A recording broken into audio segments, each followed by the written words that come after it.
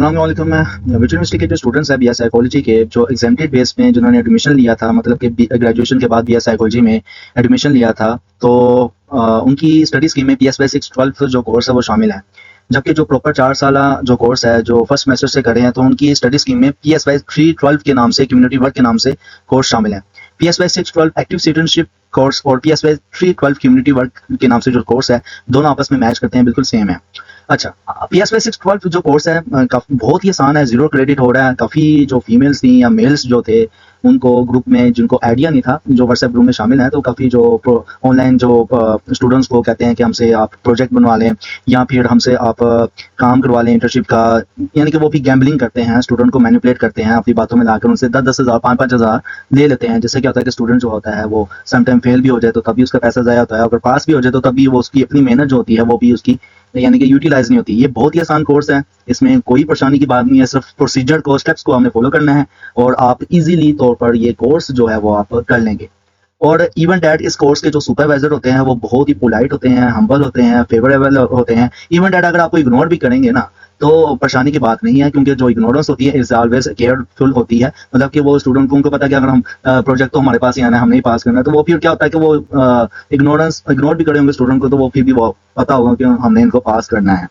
तो क्योंकि काफ़ी स्टूडेंट ये भी कह रहे थे हमारे सुपरवाइजर नहीं सुनते, क्योंकि जो पिछला बैच है उसमें काफ़ी स्टूडेंट ने मुझसे रब्ता भी किया था, तो मैंने उनके जो प्रोजेक्ट है उनकी जो मिस्टेक्स है वो निकाल के मैं सोल्व कर रहा था। तो जो ग्रुप्स के लीडर थे इस ग्रुप के, तो वो भी कह रहे थे कि सर आप हमें बताएं क्या करें।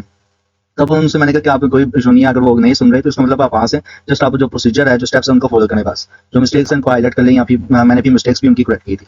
ओके, एपिसोड नंबर 1 में सबसे पहले जो आपके हैंडआउट्स हैं, लेसन है जो इस कोर्स का, उसको मैं रीड आउट करके बता देता हूँ शॉर्ट के बस आपने स्टेप्स को फॉलो करना है। इसमें आपको मुकम्मल गाइडलाइंस दी गई है कि एक्टिव सिटीजनशिप का जो प्रोजेक्ट है इसको आप कैसे सोल्व करेंगे।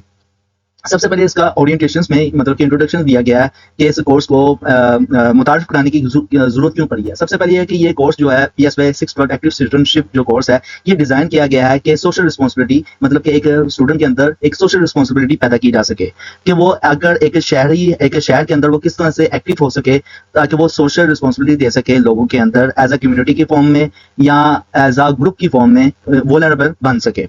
और यही वजह थी ये कोर्स जो है पीएसवाई 612 जो है एक्टिव सिटीजनशिप के नाम से बीए साइकोलॉजी में इंट्रोड्यूस कराया गया है।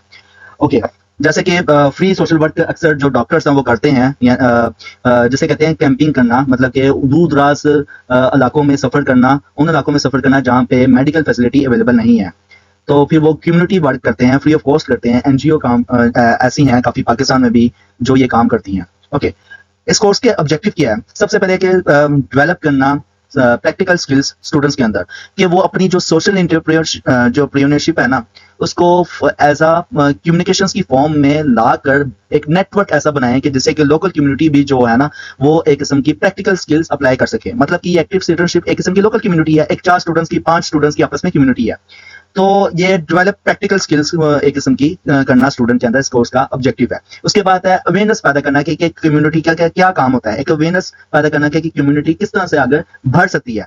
तो इसके लिए एक डीपली तौर पर अंडरस्टैंड कराना स्टूडेंट्स को कि वो किस तरह से अपने आप के कनेक्शंस को सेंस करते हैं, बढ़ा सकता है और अपना जो रोल है एज एक्टिव रोल वो कम्युनिटी डेवलपमेंट में इनपुट कर सकता है। उसके बाद जो है वो स्टूडेंट के अंदर नंबर जो 3 है, स्टूडेंट के अंदर एक वल्नरेबल ग्रुप बनाना, मतलब कि 4 या 5 स्टूडेंट्स के जो ग्रुप है ना, वो जब वो बन जाते हैं फिर वो कम्युनिटी बन जाती है। अब जैसे पता है कि दो स्टूडेंट्स का भी ग्रुप हो, वो भी एक किस्म की लोकल कम्युनिटी है। तो एक किस्म का एक ग्रुप बनाना स्टूडेंट्स का आपस में, ताकि वो उनको नॉलेज हो सके अपनी स्किल्स का, और इन स्किल्स को वो मार्जिनलाइज कर सके ग्रुप में। मतलब कि कौन क्या करेगा, कौन किसका किरदार क्या होगा, कौन किस तरह से अपनी एफर्ट्स पुट करेगा, कम्युनिटी सेटिंग्स किस तरह से वो करेगा, और जो काउंसलिंग अप्रोचेस है कौन करेगा, क्लिनिकल अप्रोचेस कौन करेगा। तो ये ग्रुप में काम जो होता है वो तकसीम कर दिया जाता है। उसके बाद है सोशल वर्क प्रैक्टिस, मतलब कि फिर जो स्टूडेंट्स हैं उनको फिर अपनी जो रिसर्चेज हैं वो अपनी रिसर्चेस को यूटिलाइज करें, अपने नॉलेज को, प्रैक्टिकल स्किल्स को कंट्रीब्यूट करें, किस तरह से वो सोशल वर्क प्रैक्टिस जो है वो उसको इस्तेमाल करते हैं पॉजिटिव जो चेंजेस है ना सोसाइटी के अंदर वो पैदा कर सके। मतलब कि अगर वो आगे जो 11 किस्म के जो अदारे दिए गए हैं या फिर 11 किस्म के जो प्रोजेक्ट्स के जो सेंटर्स दिए गए हैं जो आप चूज करेंगे उनमें से एक, तो ये मुतारिफ करवाने का मकसद यही था कि स्टूडेंट्स को, ताकि वो अपनी जो माशरे के अंदर एक पॉजिटिव एस्पेक्ट्स पैदा कर सके। तो इसलिए एक्टिव सिटीजनशिप कोर्स का ये भी मकसद है। उसके बाद फैसिलिटेट कर सके ग्रुप की, यानी कि एक ग्रुप को फॉर्म में जब वो स्टूडेंट्स आ जाएगा तो उसका पर्पस ये होगा कि वो कोलैबोरेटिव ग्रुप बनाए, मतलब कि एक कोलैबोरेटिव ग्रुप बनाने के साथ वो कोलैबोरेटिव वर्क करे, मतलब कि जहाँ पे भी उसकी रिस्पॉन्सिबिलिटी बनती है, जहाँ भी उसकी कंपिटेंसी की यूटिलाइज होती है, उसकी जो स्किल्स यूटिलाइज होती है, वो अपनी करे और कोऑर्डिनेशन करे, कम्युनिकेशन करे, अपनी रिस्पॉन्सिबिलिटी भी शेयर करे, प्रोजेक्ट बनाते हैं वो रिपोर्ट भी करे, अपने जो कोलीग्स हैं, अपने जो साथी हैं उसके जो इस प्रोजेक्ट में शामिल हैं, उनको मुकम्मल इस हवाले से अवेयर भी करे। ओके, उसके बाद है लर्निंग आउटकम्स। इस कोर्स को पढ़ने के बाद स्टूडेंट्स को क्या क्या हासिल होगा। सबसे पहले उसको प्रैक्टिकल स्किल्स कहाँ पे अप्लाई करनी है, इसका ये पता चल जाएगा कि मैंने अपनी स्किल्स में कहाँ पे अप्लाई कर सकता हूँ। कि मैं उसको कलर में एक कम्युनिटी का हिस्सा बन गया तो मैं कहूँगा नहीं यार, यहाँ पे जो सेंटर है ना, यहाँ पे मैं जो ओल्ड एज होम हो गया या ऑर्फन जो है, यतीम खाने जिसे कहते हैं हम, ऑर्फेंज, तो यहाँ पे जो बच्चे हैं इनको हम कलर एक्टिविटी करवाते हैं, या फिर इनको गेमिंग एक्टिविटी करवाते हैं, मैं या फिर जंपिंग एक्टिविटी करवाते हैं, मैं भी इसमें करूँगा, मैं भी शामिल होऊंगा। तो वो उसको, क्योंकि मैं स्किल से मैं वाकिफ हूँ किस तरह से हम क्लाइंबिंग कर सकते हैं, तो उसको अपनी अपनी प्रैक्टिकल स्किल्स का भी पता होगा, तो वो भी एंगेज होगा फंड राइजिंग और उसको पता होगा अपनी स्किल्स का। तो इस तरह से उसको भी खुद का अपनी स्किल्स का भी पता चल जाएगा। उसके बाद है डीप कम्युनिटी एंगेजमेंट। उसको ना कम्युनिटी एंगेजमेंट का पता चल जाएगा स्टूडेंट्स को। एक ग्रुप के अंदर जब हम आ जाते हैं तो कम्युनिटी, लोकल कम्युनिटी जब हम बन जाते हैं तो हमें कम्युनिटी एंगेजमेंट किस तरह से हासिल होती है, रोल ऑफ कम्युनिटी क्या होता है, स्टूडेंट को पता चल जाएगा। उसके बाद वल्नरेबल ग्रुप, मतलब कि एक ग्रुप का मकसद क्या होता है वो स्टूडेंट को पता चल जाएगा। उसके बाद सोशल वर्क प्रैक्टिस, मतलब कि हम सोशली काम कर सकते हैं ग्रुप बनाकर, स्टूडेंट को ये पता चल जाएगा और किस तरह से काम कर सकते हैं। कम्युनिटी जो है एविडेंस बेस्ड या एम्प्लॉइंग एविडेंस बेस्ड या सोशल वर्क प्रैक्टिस के साथ हम ये जो है कम्युनिटी की फॉर्म में काम कर सकते हैं। उसके बाद है कोलैबोरेटिव इफेक्टिवली। इसमें यह है कि जो स्टूडेंट है वो डेमोन्स्ट्रेट कर सकेगा, उसको सलाहियत आ जाएगी डेमोन्स्ट्रेट की इंटरपर्सनल और टीम वर्क की स्किल्स की। उसको टीम वर्क का जो काम है वो पता चल जाएगा, उसके अंदर टीम वर्क की सलाहियतें आ जाएंगी। रिस्पॉन्सिबिलिटी किस तरह से वो अपनी रिस्पॉन्सिबिलिटी, यानी कि अगर मेरा जो काम मुझ पर नहीं जच रहा तो वो, यानी कि जो लीडर होगा उसको पता चल जाएगा ग्रुप का कि यार ये काम ये नहीं कर सकता, ये वाला काम ये कर ले स्टूडेंट। तो ये एक रिस्पॉन्सिबिलिटी डिस्ट्रीब्यूट करने का भी उसे पता चल जाएगा कि कम्युनिटी के अंदर, ये ग्रुप के अंदर रिस्पॉन्सिबिलिटी किस तरह से डिस्ट्रीब्यूट करनी है। उसके बाद है डेवलप प्रोजेक्ट प्रपोजल। वो उसको स्टूडेंट को ये भी पता चल जाएगा कि हमने जो प्रोजेक्ट है वो किस तरह से प्रपोजल करना है और किस तरह से इसके मेथोलॉजी को हमने सॉल्व करना है, टाइमलाइन जो है उसको किस तरह से स्पेसिफिक फॉर्मेट के मुताबिक इसको एडजस्ट करना है, ये सारा, और बजट्स को किस तरह से हमने तकसीम करना है। ज़ाहिर सी बात है कि अगर ये फिजिकल आप करते हो, स्टूडेंट्स एक ग्रुप बनाकर लोकल कम्युनिटी बनते हो, तो फिर आप किसी ऑर्फन यतीम खाने जाते हो, यहाँ पे ओल्ड एज होम जाते हो, या वुमेन जो है वो जहाँ पे वुमेन्स वगैरह रखी जाती हैं, यहाँ पे हाँ वुमेन शेल्टर होम्स वगैरह में अगर जाते हो, हॉस्पिटल वार्ड्स में जाते हो, ज़ाहिर सी बात है कि आपके खर्चे वगैरह भी लगेंगे, तो आपको बजट्स जो है उसका भी आइडिया हो जाएगा किस तरह से, अगर हम लोकल काम भी करते हैं तो किस तरह से हम बजट को हम तकसीम कर सकते हैं। उसके बाद फिर बजट के बाद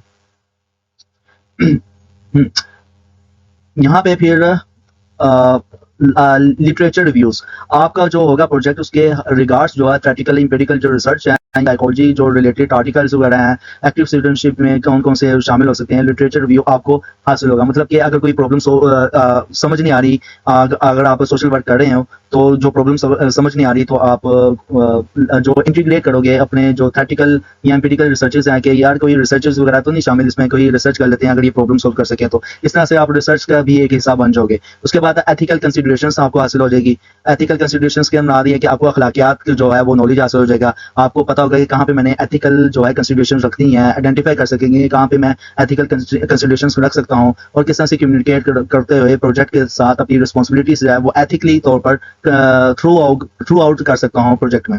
उसके बाद है मेजर प्रोजेक्ट जो है, मेजर प्रोजेक्ट आउटकम्स। आपको प्रोजेक्ट का सॉल्व करते हैं, आपको ऑर्गेनाइजेशंस का कम्युनिटी के साथ पार्टिसिपेट होते हैं, आपको बहुत कुछ हासिल हो सकता है। मेथड्स का आपको पता चल जाएगा किस तरह से आपको बेनिफिट्स मिलते हैं। अक्सर जो सोशल वर्क करते हैं कम्युनिटी बनाकर, उनको भी दवाई मिल रही होती है, मतलब कि वो यतीम खाने जा रहे होते हैं, यहाँ पे ओल्ड एज होम जा रहे होते हैं, हॉस्पिटल वार्ड्स में जा रहे होते हैं, तो वो एक्टिविटी कोई ना कोई परफॉर्म करा रहे होते हैं, तो वो जहाँ का वो जो हजरात होते हैं वो मुतासिर होते हैं, तो वो कहते हैं कि बेटा की मानो कि साढ़े घर वाले पूछते नहीं तू आ गया तो सानू पूछने की मानो कि साढ़ा दिल खुश हो गया। तो इस तरह से फिर वो ना सोशल वर्क करते हैं ना, आपको एक किस्म का आउटकम इस तरह से भी मिलता है। उसके बाद इफेक्टिव मैनेज रिसोर्सेज, फिर आपको रिसोर्सेज मैनेज करने का भी पता चल जाएगा। इस कोर्स का बुनियादी मकसद ये भी है। ओके, कोर्स स्ट्रक्चर क्या है इसमें बताया गया है। कोर्स स्ट्रक्चर्स में सबसे पहले यह है कि आप स्पेसिफिक एक्टिव सिटीजनशिप जो है वो चूज करेंगे, मतलब कि आप किस ऑर्गेनाइजेशंस में, किस रिहेबिलिटेशन सेंटर्स में या कौन से कम्युनिटी ऑर्गेनाइज है जो उसमें आप शामिल होने लगे हो एज अ कम्युनिटी के फॉर्म में, लोकल कम्युनिटी ग्रुप बनाकर आप शामिल होने लगे हो। सबसे पहले आप PSY 612 पर प्रोजेक्ट ऑर्फेंज, मतलब कि यतीम खाने जो होते हैं जहाँ पे बच्चे भी होते हैं या फिर बच्चों का जो यतीम खाना होता है, तो उनमें अगर आप शामिल अगर ये आप प्रपोजल जो है प्रोजेक्ट का, ये प्रपोजल अगर आप चूज करते हो तो ये भी आपने ख्याल रखना है कि आपके घर के आसपास कोई यतीम खाना हो ताकि आप फिजिकली तौर पर विजिट कर सको। और उसके बाद किया PSY 612 project old age homes. Old age homes जो है मतलब कि जो जहाँ पे बुजुर्ग हजरात को रखा जाता है, वो उस हवाले से जो है आप इर्द गिर्द जो है ना सेंटर्स, ऐसे NGOs जिसे कहते हैं नॉन प्रॉफिट ऑर्गेनाइजेशन, ये ऐसा काम करती हैं, तो वो आप देख लीजिएगा। उसके बाद वुमेन शेल्टर होम्स, मतलब कि ऐसे शेल्टर्स बनाए जाते हैं वुमेन्स के लिए जिसमें गायनोलॉजिस्ट अक्सर वार्ड्स भी शामिल होते हैं, या फिर ऐसे खवातीन जिनका वाली वारिस कोई नहीं है तो उनको शेल्टर प्रोवाइड किया जाता है ताकि वो महफूज रह सके। तो इस तरह के भी सेंटर्स हैं, नॉन प्रॉफिट ऑर्गेनाइजेशंस हैं। ये प्रोजेक्ट का जब प्रपोजल आएगा ना तो ये लिस्टें आएंगी कि आप किस सेंटर्स में काम करना चाहते हैं, तो इनमें से आप देख लीजिएगा। उसके बाद हॉस्पिटल वार्ड्स हैं, आप कोई भी हॉस्पिटल शामिल आपके आसपास है घर के, तो आपने जस्ट वार्ड्स, जो हॉस्पिटल वार्ड्स है वो विजिट करना है। और प्रपोजल एक्सेप्ट करने के बाद, ये इनमें से एक प्रपोजल एक्सेप्ट करने के बाद आप कोई भी एक्टिविटी परफॉर्म करा सकते हो, मतलब कि 10 एक्टिविटी या 20 एक्टिविटी की लिस्ट आ जाएगी आपके पास, तो उसमें से आपने कोई एक एक्टिविटी जो है वो परफॉर्म करानी है। और वो हर एक ग्रुप की अपनी एक यानी कि आपके ग्रुप के अगर 5 मेंबर्स हैं, 5 कोलीग्स हैं, तो वो अपनी एक एक एक्टिविटी परफॉर्म कराएगा उसी से रेलिवेंट जो लिस्टें लगेंगी इस प्रपोजल को एक्सेप्ट करने के बाद। उसके बाद है कम्युनिटी सेंटर्स, ठीक है, लोकल कम्युनिटी भी हो सकती है, बड़ी कम्युनिटी भी हो सकती है। उसके बाद रिहेबिलिटेशन सेंटर्स, मतलब कि ड्रग एडिक्शन वगैरह हो गया, या फिर चाइल्ड के रिहेबिलिटेशन सेंटर्स भी होते हैं, अडल्ट के रिहेबिलिटेशन सेंटर्स भी होते हैं, तो देख लेना आप।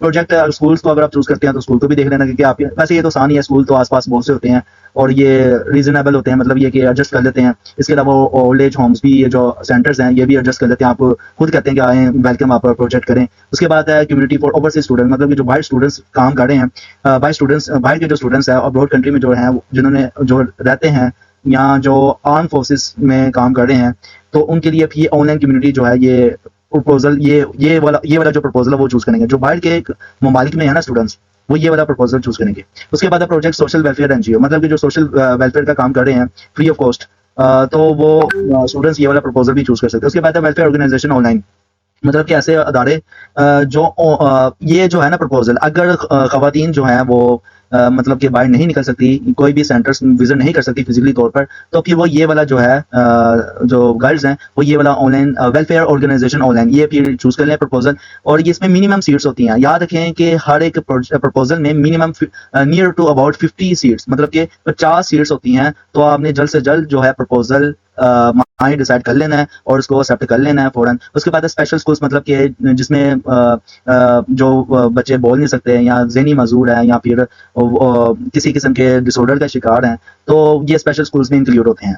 तो ये बहुत ही आसान है प्रोजेक्ट। सबसे पहले असाइनमेंट नंबर जो 1 है वो प्रपोजल पे है, मतलब कि प्रपोजल क्या है, मतलब कि ये जो 11 अदारे हैं ना, इनकी लिस्ट आपको दे दी जाएगी कि किस अदारे में आप काम करना चाह रहे हो। तो हमने एक प्रपोजल यानी कि एक अदारा चूज कर लेना है। उसके बाद यानी कि अदारे की फॉर्म है, ये अदारे की फॉर्म है, 11 अदारों की ये एग्जाम है। उसके बाद प्रोजेक्ट असाइन नंबर जो 2 है प्रोजेक्ट रिपोर्ट, मतलब कि जो अदारा हमने चूज किया है, प्रोजेक्ट प्रपोजल हमने सेट कर लिया, उसके बाद प्रोजेक्ट रिपोर्ट जो है वो आप तैयार करना शुरू कर देंगे। उसका जो फॉर्मेट है वो भी आपको असाइनमेंट सेक्शन के साथ, असाइनमेंट नंबर 2 के साथ ही आपको अवेलेबल होगा। उसके मुताबिक हमने प्रोजेक्ट जो रिपोर्ट है वो तैयार करनी है।